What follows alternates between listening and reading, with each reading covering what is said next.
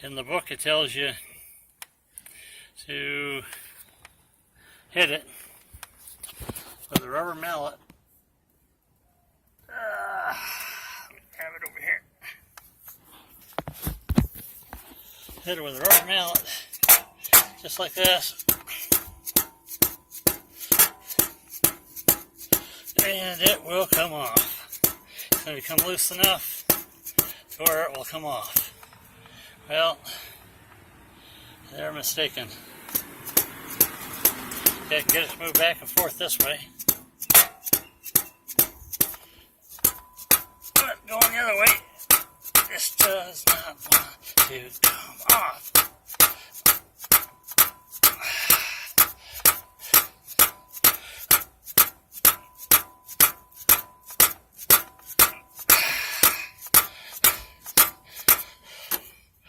And I really don't want to stick anything behind it.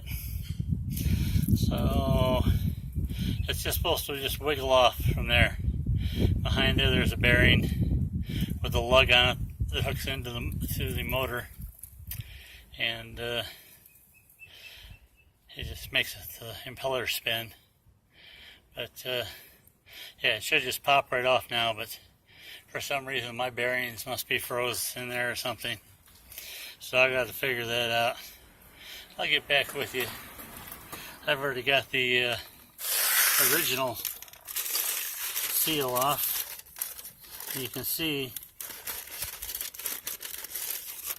where it was leaking up on top there. That was over here in this area.